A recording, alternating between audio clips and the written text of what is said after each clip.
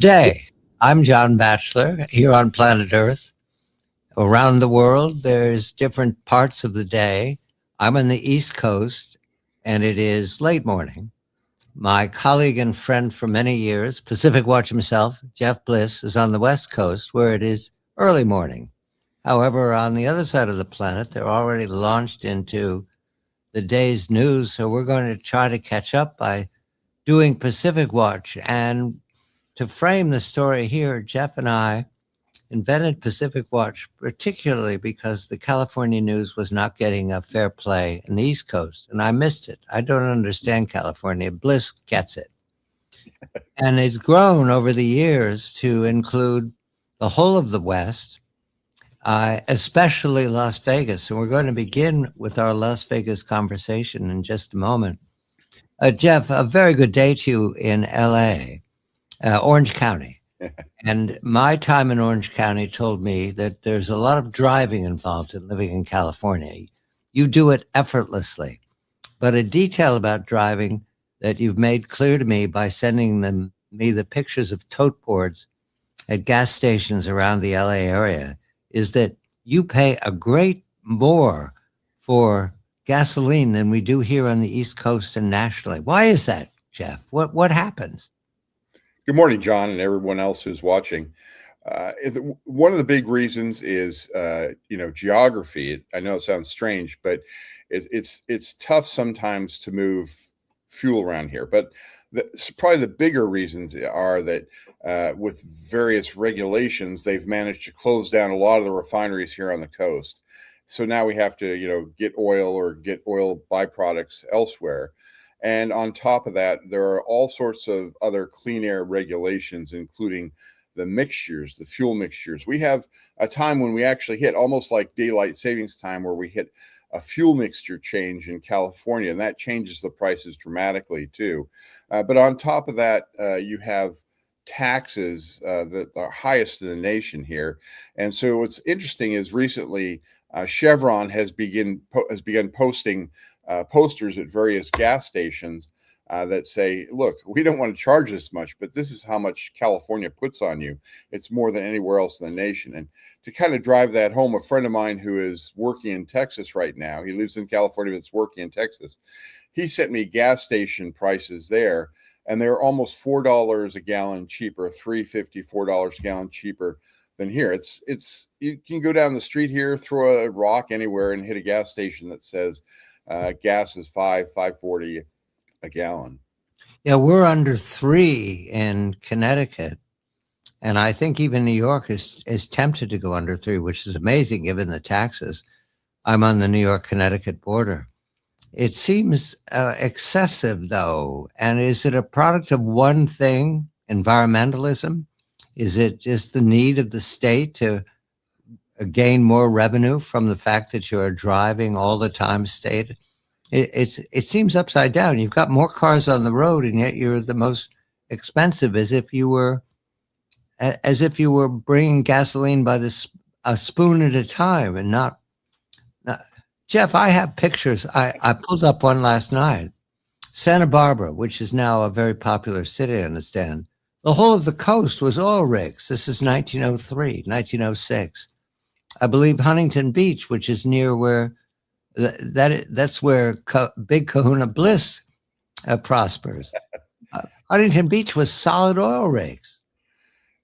Yeah, it's remarkable. Now, there were different things that happened over the years, whether there are wells that were tapped out, people moved into these areas, became more urbanized, or even there were these horrific oil spills out in the ocean where they had to close offshore drilling in different places. I mean, there are still offshore oil rigs off of California, particularly Santa Barbara.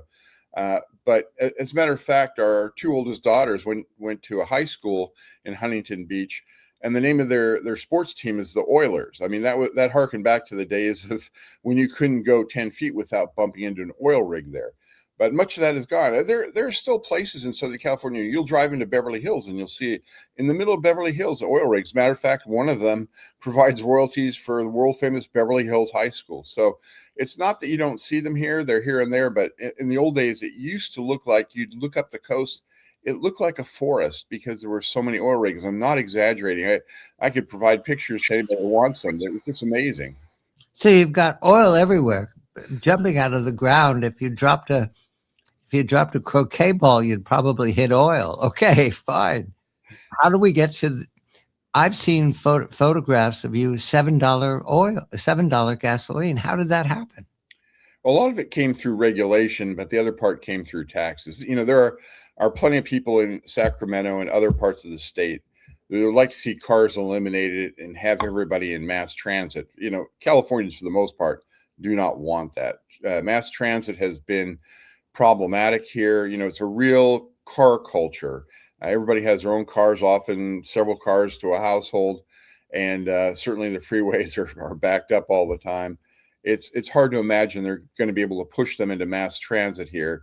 I was in Hollywood and LA the other day, and the underground there, the subway they put in, is going great, but it doesn't have the popularity or the need that you hear in New York or Chicago or places like that. It's going to take a while to get there if it ever does. All right, let's go positive, Mr. Bliss. Let's do Pacific Watch, starting in our favorite city to analyze, because it's building, and as we speak, it's building itself into a new presentation for the 21st century. Las Vegas, once an airplane stop, I think right after the Second War, and now a go-to place for everything but gambling plus gambling, although there's some hesitation there. We will begin in just a moment with Pacific Watch, starting in Las Vegas, and we're going to touch on good news. We're going to do a lot of good news. There's good news about the Big Sur. Jeff will help me understand what that means. There's good news in all directions about the most popular movie, greatly pleasing to Mr. Bliss and myself. So here we go. All set, Jeff. 5. This is the making of the John Batchelor Show. I'm here for it. Yes, the joke in Washington is sausage. We're meatless here, okay? So we're doing a salad buffet. Yeah, apropos for Southern California, vegetarian dude. Yeah, exactly. 5, 4, 3, 2, 1. I'm John Batchelor with my very good colleague, Jeff Bliss, is Pacific Watch. And we go immediately to Las Vegas because there's future in Las Vegas. And as the science fiction quote goes, future is already here. It's just not evenly distributed. Well, early indication are that Las Vegas is receiving the future before anyone else. Jeff, a very good day to you. The news from Las Vegas includes the Boring Company and the Hyperlink and another version of the Las Vegas to LA train. So let us start with the newest new information, which is that they've opened the Boring Company's construction. What is it, and what does it mean for Las Vegas? Thank you, Jeff. You're welcome, John. Good morning to everyone. So the Boring Company is one of the companies that's owned by Elon Musk and his team. And their job is not boring as in being bothered or being, blasé, but boring tunnels. And they've bored these tunnels underneath Las Vegas. And these tunnels carry passengers from different parts of the city to other parts of the city. And the first big one that everybody's excited about is the new airport to downtown almost tunnel there. And it changes the amount of time for people to get there. Of course, they're not dealing with cross traffic, lights, accidents. And then the price right now is $5. It'll probably go up, but this is going to kill the taxi industry there to go from the airport to down the strip. And there'll be more tunnels throughout Vegas. It's going to help alleviate traffic in a very big way. Right now, it's very difficult to get around Vegas at times because Vegas has just boomed. It's grown beyond its infrastructure. And you hear one of the biggest complaints from locals there, especially long-timer natives, is that it's tough to get anywhere now. And that's indicative of how much it's grown and how much it's going to continue to grow. And this will help alleviate it. There'll be more tunnels to come, but this is a brilliant first step. And people are very excited. They're just running tests right now. Basically, they're in a beta situation. but it seems to be going quite well. And by the way, people don't hop on a train in these tunnels. They hop on Tesla cars. They get in Tesla coupes and they drive automatically. It's hands-off driving, and they've had no problems at all so far. You sent me a video clip of what it's like. The tunnel is quite plain and ordinary, and it's not the scale of, say, the Manhattan tunnels. It's not huge and round with 2 lanes. It's 1 lane, and you're going through a wall of concrete. There's not much to see. I imagine eventually there'll be graffiti on the walls and the usual paraphernalia. It'd probably be a great opportunity to sell advertising. Must people think of everything. But you're in a Tesla and you arrive, and where are you when you're in Las Vegas? What's there? What have you arrived to? Well, there are strips near the end of the hotel, hotels near the end of the strip. And that trip would normally in a cab it could take you 15 to 25 minutes, depending on what's happening in the driving situation on the roads. But it's very utilitarian. You're going to get in this car and it's going to take you there, and you're going to get out. And then from there, you could walk, you could take an Uber, or you could take a taxi. It's interesting when you look at the Vegas Strip, people often stand at one end. They go, "Oh, there's my hotel. I'll just walk from here."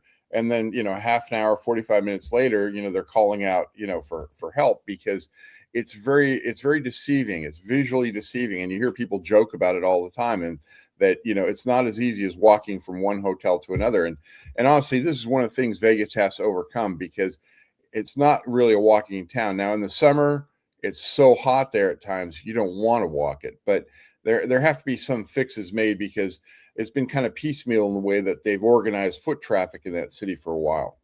Boy, could we use that in Manhattan. Wow. And in order to get to the airport, you've got to put in maybe an hour and a half preparation. All right, let's go to more exciting news about the future's already here, just not evenly distributed. Traveling to Reno, what do we know is the prospect, Jeff? So this is a fantastic new idea that's come out. Brightline, which is known for running trains very successfully in Florida, for example, is now talking about not just having the Vegas to LA line, which is on track to be built by 2029, but they want to run a train that goes from Las Vegas to Reno, which is the other big major city and is booming as well in Nevada. And it's closer to the state capital as well up there in the north. But Reno's become a place where not only have a lot of Californians moved to escape California's taxes and politics, but also because it's close to big recreation areas. They're very accepting of business there. They've put out a lot of incentives for business, and there's still a lot of room to grow. And they seem to be working on the infrastructure quite well there. So now they're going to run this. The proposal is this 218-mile line between Reno and Vegas. It'll run along the Interstate 15, which is the main thoroughfare north and south. And it should take, I believe, in times, maybe a half an hour or so to run that distance at high speeds. Yes, they call it hyperlink. How does it work? Well, it's just, it's their high-speed rail. And that's what they'll be doing, is they'll just run a high-speed rail. I believe it'll be express with no stops.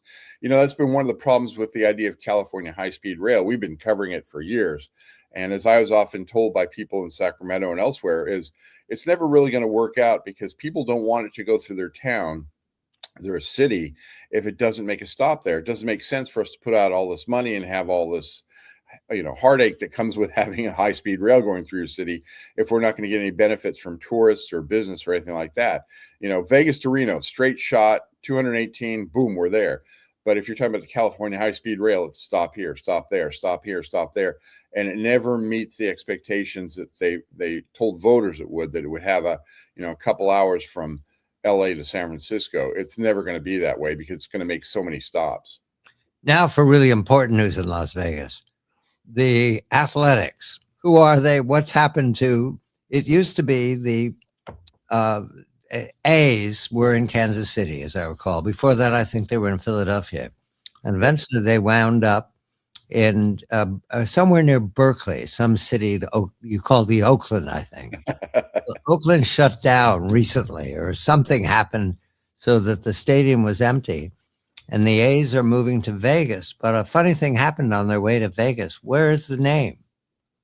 That's a good question. Where the name is, they're in Sacramento right now. While they finished their lease in Oakland. They're the last pro team to leave Oakland. There's no NHL hockey anymore, no NBA there. That's over in San Francisco. No NFL Raiders. Everybody left, and the stadium there is partially to blame. The city is a big reason too. Oakland is horrible these days. They left Oakland, and between the time getting their stadium built in Vegas in 2028 is the completion date. They've been, playing at a minor league baseball field in Sacramento. And there's been a lot of talk, are they the Sacramento A's? And they've kind of tried to avoid that, but they finally managed to nail down a name and logo and such for their Sacramento stay, and they're the Sacramento A's. They weren't allowed to have Sacramento Athletics because it's too close to other businesses that have been long established in the city. But they're having very bad, very tough problems right now because they applied for Las Vegas A's and Las Vegas Athletics. Somebody got there ahead of them, got those names, and so now they're going to have probably some sort of either legal tussle or they're going to have to buy these people out who own this. But it's been a problem for them because they're trying to figure out what are we going to be called when we finally get to Vegas in 2028. So it'll probably be the Las Vegas A's, but they have to get there via either the courts or an inducement of some fashion. It is Las Vegas. Jeff Bliss is PacificWatch. We have more good news, so we're going to stay with it. Jeff and I do all the LA news, which can be despairing, but we're going to someplace called Big Sur. Jeff Bliss is PacificWatch, and I'm John Batchelor. I'm John Batchelor with my good colleague, Jeff Bliss, and he is PacificWatch, and we've been attending to news from the California coast for some time, and a lot of it's negative. But this is a positive story, if I understand it. There's a highway called, I believe, Highway 1, and there's a place called Big Sur, and there's been trouble recently because of landslides. I don't understand all of it, Jeff, but there's something positive. Good evening to you. Good evening, John. Big Sur is an area that's kind of on the border there of the central coast of California and the beginning of the northern coast. It's one of the most scenic roadways in America or anywhere. It's just beautiful. You have the Pacific, you have the mountains on one side, on the inland side, you have the Pacific, the crashing waves on the rocks, and it's virtually untouched and in portions unpopulated. So it's just this beautiful open stretch. And it was one of the thoroughfares that could take you from Southern California or Central California, really, up along parts of Northern California. But for years, they've had problems with landslides and subsidence, and to the point where the highway, the Pacific Coast Highway there, was completely obliterated, just taken out by these huge slides. Well, they finally think they've come up with something that's going to get around that. If you go to places in Europe that are prone to avalanches, you'll see where they've built these kind of concrete canopies over parts of the highway that allow the hills to slide but not cover the road. And so that's the approach they've taken. It reopened yesterday after several years of being closed off and under reconstruction. They're hoping this will be the one. But this is great news, not just for tourism in the area, but it's also great news for people who live north and south of that slide area, because they used to be able to drive a few miles, get to the store or to their doctor's office or whatever they need to do. And when the slides hit and covered the road, it meant that they would have to drive sometimes hours and hours out of their way to get to where they need. So now this opens that up. It gives those people a bit of relief, and it certainly opens that area to tourism again, which was very important to the Big Sur area for years. I've driven through there. I've ridden my bike through there, and it's just breathtaking how gorgeous it is. If people look that up online on some images, they'll see just how gorgeous it is. Now, this is the part of the coastline that isn't white beaches with ability for big kahuna to get out there. This is very rocky coast, is my memory. Is that correct? That's correct. There are some places along Big Sur where you can surf, but it's not recommended because, like I said, either the rocks that can be very sharky, as they say. There's quite a few sharks, and one of the reasons there are a lot of seal rookeries around there. So for instance, when I was riding my bike through there a few years ago, you could hear these sea lions from miles away on the beach, either just living there or mating. It's just amazing. You'll look across miles of beaches and it's just covered with sea life, with these sea lions. And so it's not recommended you go out in those waters. The Pacific Highway is north to south, and we'll go down the coast in order of news stories. First, there's a news story, and we've talked about Sacramento and the Sacramento A's, but we didn't mention something about copper. Now, Jeff, you've alerted me to the fact that there are copper thieves in LA, and I know why now. Copper is at an all-time high. I think it's more than $6 a pound, which is some fantastic number a ton, and the expectation that it's going to climb. But how does that connect to Sacramento?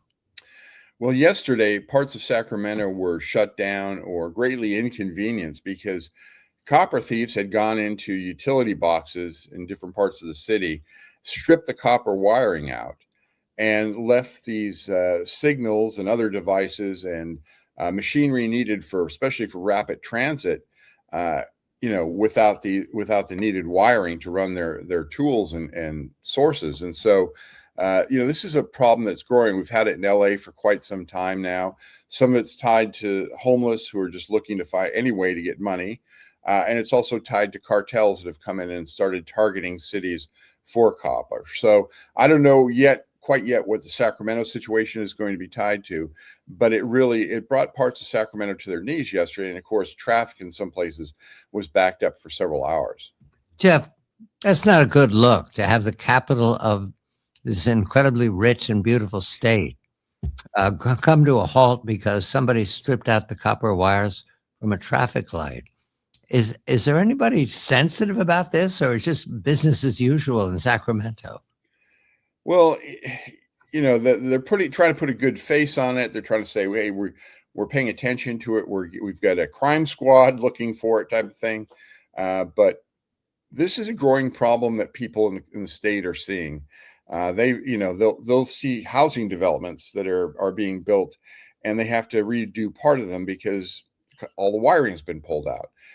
Or as you pointed out in LA, there's a very famous bridge. It was supposed to be the signature bridge from LA that was opened up a couple of years ago. Thieves have stripped the wire out twice from the entire bridge, costing millions and millions of dollars.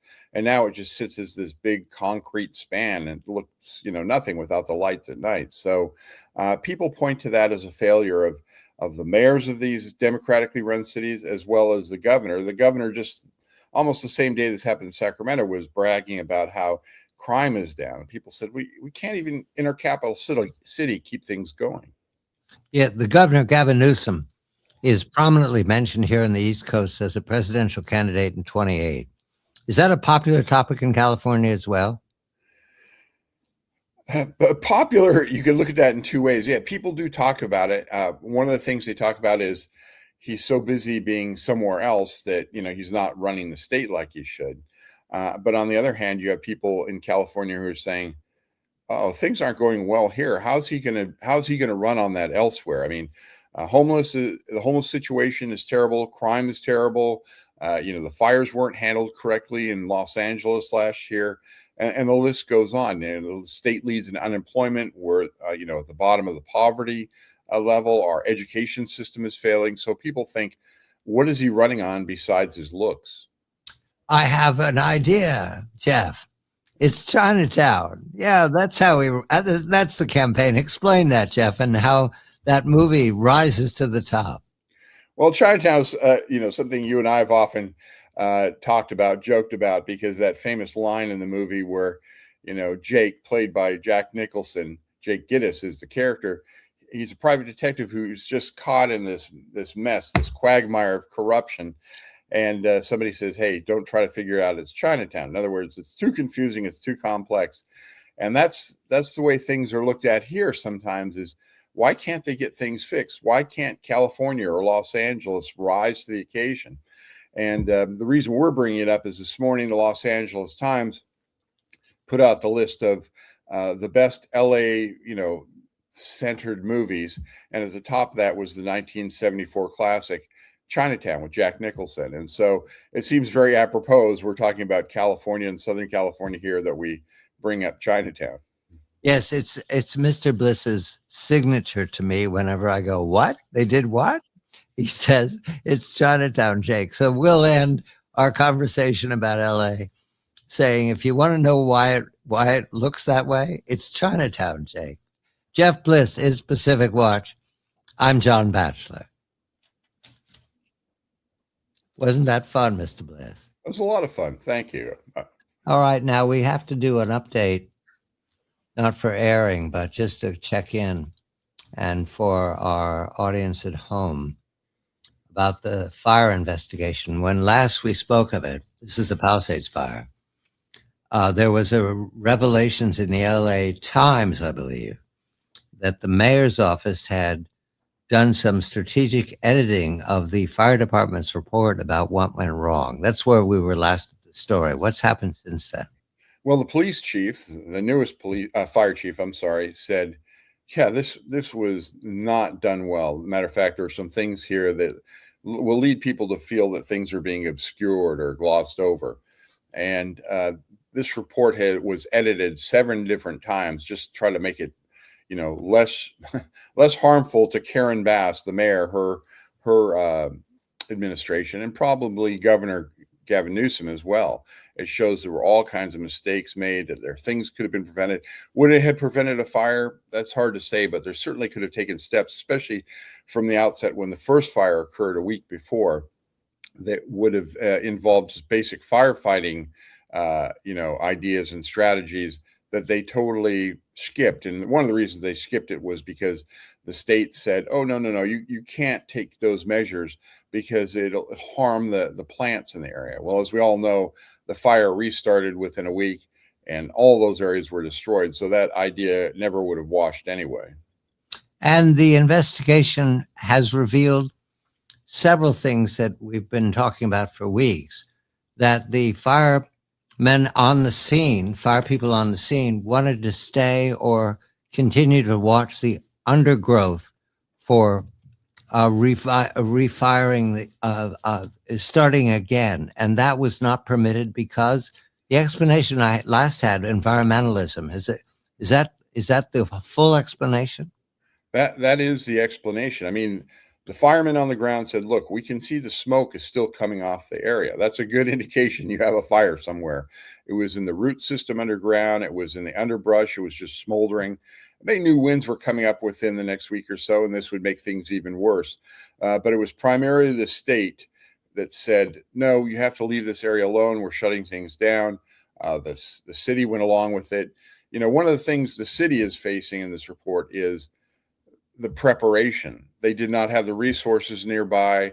They didn't work to keep the hot spots, cooled down or put out. And it was just, as you pointed out, with the firemen wanted to stay there. They knew there was fire danger, but they were called off by their upper division groups in the management within the fire department. And so there are a lot of firemen that are going to be coming forward if there is a trial pointing out what happened. Now there's a civil suit, and is this a criminal investigation or a civil a lawsuit? What does it look like, Jeff? Right now, it's a large class action suit. You have the Palisades fire and the Eaton fire, which was out in the Pasadena area. I use that for reference. It's Altadena, but Pasadena is what a lot of people know.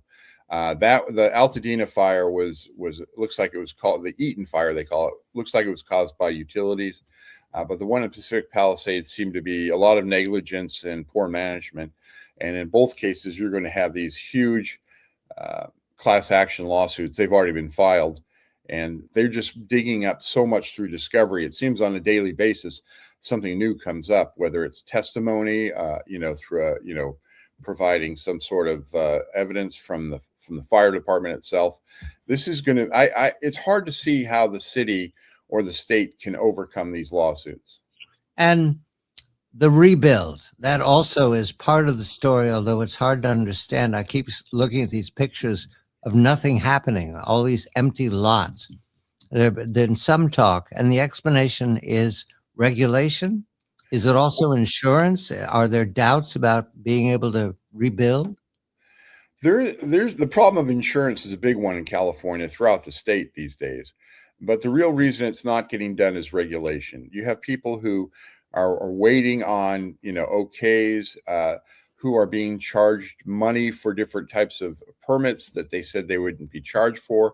And now the latest is you have people saying, why am I getting hit with property tax bills when you're not even allowing me to build anything there? And so, it's not just the left hand isn't working or talking to the right hand, as they say, but it's also a case of, this built-in bureaucracies at the state and the local levels that just keep anything from getting done. That's why you have a lot of people saying, I'm going to take the insurance money and I'm going to get out. I'm going to sell to a land speculator, and at least I'll have some money to go somewhere else. Because if I try to build here, it could be 5, 10 or more years before I could really get things going. And I might not be around. Is somebody making money, Jeff? Usually we can follow the money and figure out what the motives are. Who benefits from this delay and confusion and doubt and allegation? Is there somebody somewhere who thinks this is a good thing? Yeah, there are a couple different factions that do. One is the bureaucracies. They think, hey, the longer we can keep these things going, the better it is for us. You have environmentalists, including the California Coastal Commission, which is a state commission that essentially rules over the entire coastline. And they live for the bureaucracy and the authoritarian stances they take. But there are people within the Coastal Commission circles, as well as other places in the state, that think that parts of the coast should never be redeveloped. If it was lost to fire, flood, earthquake, what have you, let it be. Let it go back to day one before the colonizers ever came here. It's all part of that day one movement, the environmentalists. So it's just, is anybody making money off of it? Yeah, I'm sure somebody is. We're not really seeing it right now. We do know that we have land speculators coming in and buying up huge tracts.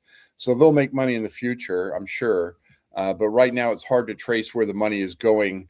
If it is going to City Hall or to Sacramento, I'm sure that there are plenty of lawyers that are making money. Let's do politics for a moment, because there's an election coming up in LA this year, the mayor's election. And the governor we've already mentioned is a prominent, the magazine, Atlantic Magazine, says he's the leading candidate for the Democratic nomination in 28. And other politicians in Sacramento must be asked or harassed that something is not happening. So start with LA. Karen Bass is the mayor, and she's been successful so far in not taking all the blame for the fire itself. I believe the fire department has been faulted. Something about water reserves and not enough trucks called out and not deployed enough. But Bass is now facing an election where she has to do explaining as to why nothing's happening. How is that going, her explanation? It's hard to believe that she's going to be able to climb out of this, even though, she has the support of some unions, which helped get over the line last time, that she has the support of, the infrastructure. And right now, the Democratic Party hasn't totally turned their back on her.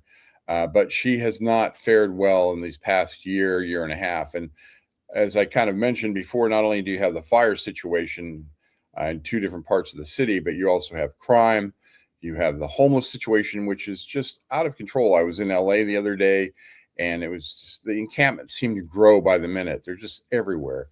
And people are very tired of this. And of course, she's, doing a lot of grandstanding around, ICE raids, and that's causing some issues. So it's hard to imagine that she would emerge as the top in a big contest. But right now, she's who the Democrats have.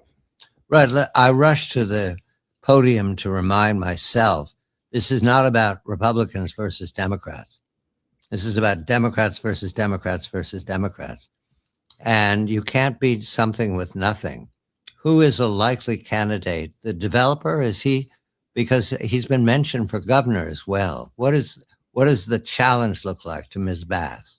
Well, the challenge to Karen Bass right now, the two biggest names you hear about are Rick Caruso, who is probably Southern California's favorite developer, but he's also, quite a philanthropist and a civic activist in a good way. I mean, he's been on the police commission. He's worked on other commissions. He's viewed generally as a really great guy. He's really transformed some areas in Southern California into beautiful shopping and living developments. And he just kind of has this Rick Caruso touch that people associate with him. So he lost to Karen Bass last time around, thanks to the help of the unions. People don't think there's going to be enough popular support besides unions to help with that. But there's another candidate that's emerged in the past couple of weeks named Spencer Pratt, and people know him from reality TV. And before the fires in the Palisades, he was kind of, looked at askance, but he's come out as the biggest name, the biggest activist in the Palisades fire situation. He's uncovered so much, whether it was video or testimony. He's been pressing Bass, he's been pressing Gavin Newsom, and he's done such a good job. And he's emerged as kind of this populist, reformer candidate, saying, look, I know I've never been in government, but we need to make a change because all the people that have been in government have screwed up. It's led to deaths in the Palisades, it's led to homelessness, it's led to more crime. And so, he's kind of the flavor of the moment. I have a feeling that Caruso, with his name and his money, will emerge closer to the top. But right now, it's very interesting on the non-Karen Bass side. And the governor's race will take care of itself when it comes up again. And is the governor's race this year or next year? I don't remember. That would be next year. And that's actually kind of interesting because you have a couple Republicans that are near the top of that. Caruso gets mentioned for that. There's also Steve Hilton, who people might have remembered as being on Fox News. He's emerged as the top runner. And Chad Bianco, who's the sheriff in Riverside County, a real law and order guy, of course, very gifted speaker, very smart guy. And he's been getting a lot of attention. On the Democrat side, you have Antonio Villaraigosa, who made his bones in LA politics as well as in Sacramento. It looks like he's emerging as the top Democratic candidate. And then you also have Katie Porter, somewhat disgraced former congresswoman who sort of dropped out and then has come back into the mix. She's been trying to do the whistle stop thing around California, saying, look, how great this is or how I can fix it. So we'll see what happens with that. But two interesting races. Jeff Bliss is PacificWatch, and Jeff's going to keep us up to date on California. But right now we have to get update on Londinium. We're joined by Dramaticus himself, a.k.a. in the 21st century, Marco Vlahos, my longtime colleague. And Jeff, forgive us for just a moment. Dramaticus and Gaius have never actually explained ourselves outside of our characters. You understand, Jeff. So I welcome Dramaticus this morning. The setup is this. Once upon a time, Michael and I had way too much Roman history and not enough way to express our ironical thoughts about how the past is new again, Back to the Future. Mm. Ever since we found a home in Londinium in 90 AD, and a wine bar that serves us on Sunday evenings next to the Thames. And now we've gained an audience of retired centurions. After 25 years, you get land and you can marry again or marry for the first time. And they're living very happily with their young families. But they hang out with us on Sunday night because we spend time, we can see 2,000 years. We're in the 1st century AD, the empire. But we can see the 21st century. We can see everything in between. So the centurions want to know if their sacrifice came to something. And Dramaticus and I make the point that America is built on the foundations of the Roman Empire. The law, all the institutions, the architecture, the assumptions of authority, and the expression of power, right and wrong.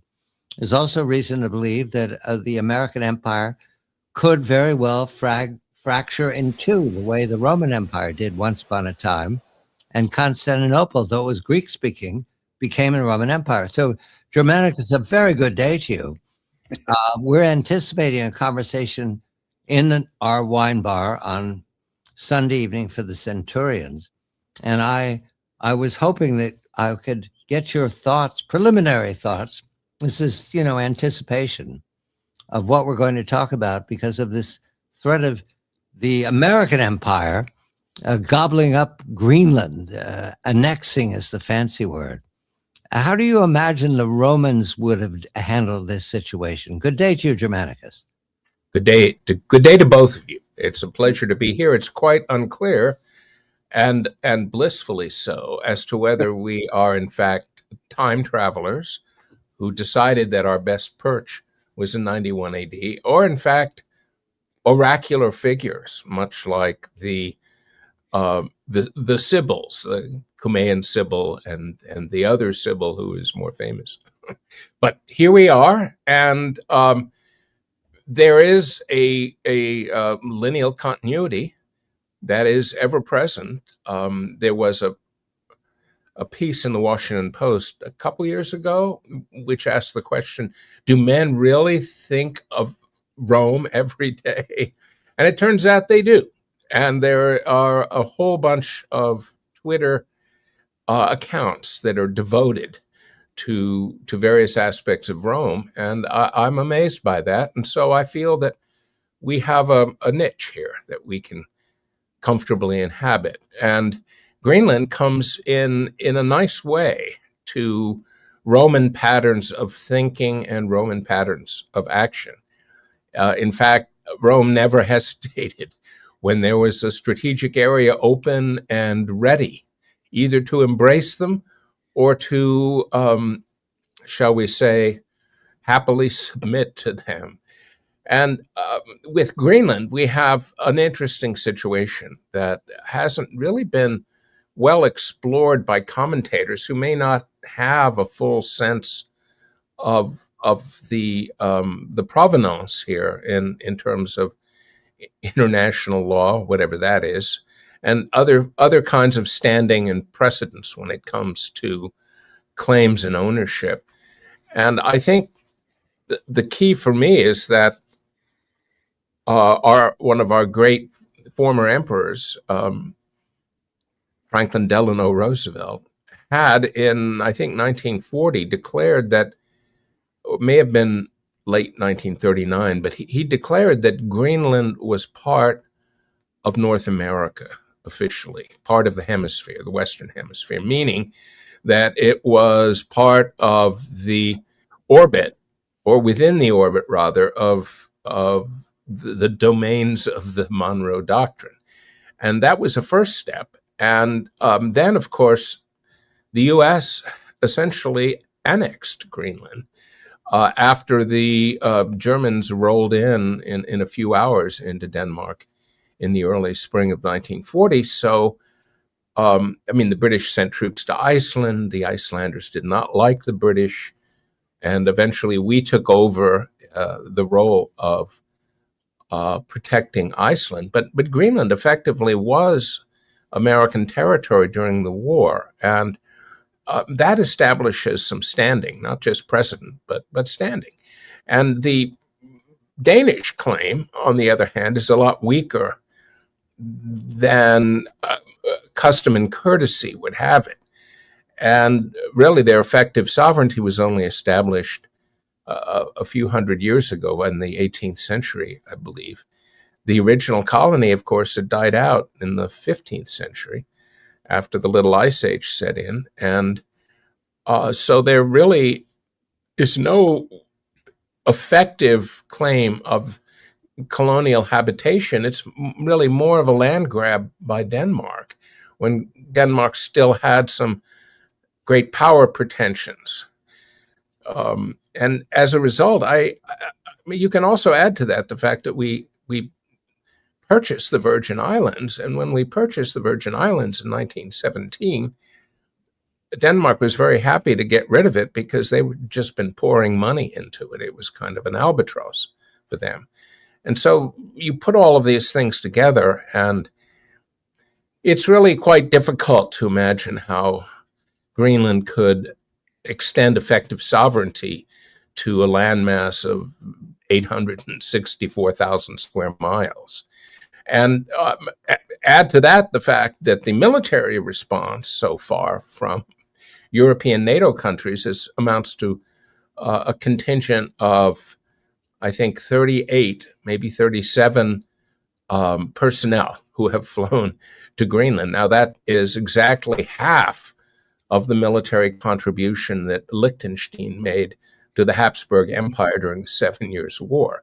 So you have a response that's garnering, giggles and chuckles in the imperial city.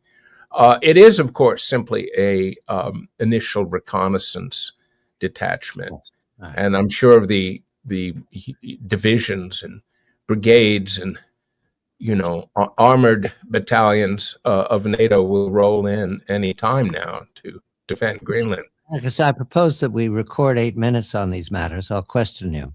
And we'll point to the fact we'll have a much more time on Sunday evening. So Right. Just a moment. Germanicus is here, Michael Vlahos, my colleague of many years. But he is Germanicus when we're in Londinium. And we're looking to Sunday night, but these matters about Greenland come to the fore because of how Rome would react to Gaul threatening Rome. If you do that, we're going to what? All right, just a moment. 5, 4, 3, 2, 1. I'm John Batchelor, and I welcome my colleague, Michael Vlahos, who joins me once a week or more to discuss the world affairs from the point of view of the Roman Empire once upon a time. Michael and I do it in a guise that we enjoy a great deal. I think it's called cosplay when it's in Japan. Whereas we are Roman citizens, equus class, meaning we don't work. The Greeks work for us. They keep all our farm accounts. We're in Londinium, very far from Rome. So we don't worry too much about the walls have ears, which is a worthwhile endeavor. This is the age of Domitian, the last of the Flavian emperors. And he's very unpopular with the Senate and knows it. He's not a bad emperor, but he's not adequate to the times. We, however, enjoy entertaining our audience in the wine bar by the Thames on Sunday night, our audience of retired centurions who want to know if their sacrifice, 25 years in the legions, they were all over the empire, from fighting the Dacians on the Danube to here in London dealing with the still charred remains of Boudica and her rising and the massacre that happened here in Londinium and other Roman cities. But that's to upset people. We enjoy talking about the 21st century. And right now, the 21st century is dominated by a story that's very difficult to focus on because of all the other unhappiness. There's Tehran, there's Caracas, there's Havana, and there's certainly Kiev and the puzzle about what is to be done about the Russian invasion. But Germanicus, you have unearthed some facts that make the centurions nod in agreement with you about Greenland and its proper understanding of its place in the world, especially the Western Hemisphere part of the world.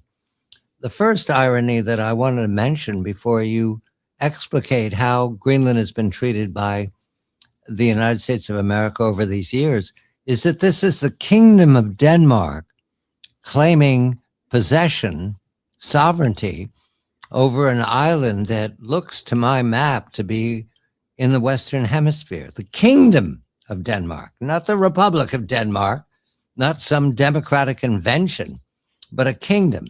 Now, what can you contribute to calm the centurions down about the ambition of the present-day emperor to move on Greenland as a matter of security? Good evening to you, Germanicus. Good evening, guys. The Roman way, when it comes to annexation or territorial expansion, was loose, is loose in our time. But one of the predominant features of the 21st century discourse when it comes to who has what and what the demarcations are, the boundary lines and frontiers between states, it's very legalistic, and it has become increasingly legalistic as the centuries have rolled by. And as a result, there is a kind of push for strict box checking and reference to regulatory structures of assigning territory. And the fact is that as Romans, we would have no difficulty taking territories outside of Italy. Italy was a different issue because of the various tribal boundaries, city-state boundaries, which were very precisely demarcated. But Greenland has always represented a kind of hazy frontier area that was fine to be assigned to Denmark because it was not really of any interest. And the interest that we had in it in terms of early warning for Russian bomber or missile strikes was easily granted by Denmark. Now the island has become more strategically significant, and it is symbolically important to a changing American idea of its own sphere, its own compass, as it were, in the world.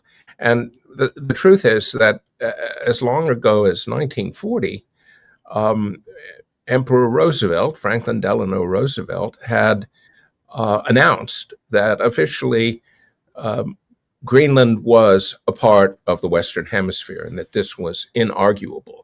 And he was supported by geostrategic thought as well as cartographers, men like Nicholas Spikeman, for example, who had great authority at that time. And by making Greenland part of the Western Hemisphere, he immediately pulled it into the ambit of the Monroe Doctrine. And as a result, de facto, because this statement, this declaration of the president, something close to an executive order because of what happened after the declaration was made, has never been withdrawn. And the result is that there is, I think, some legal standing now that Greenland is a part, still officially, of the American security interest, as hallowed as it is going back to the 1820s. And furthermore, it's upheld by what followed this declaration, which was the occupation of Greenland by the United States. Denmark was occupied in the early spring of 1940. So the U.S. Not merely control, but U.S. Sovereignty, as it were, over Greenland is there as a kind of foundation. And Greenland was returned to Denmark in 1945 almost as a courtesy. And the U.S. throughout the Cold War has been the predominant military presence on Greenland.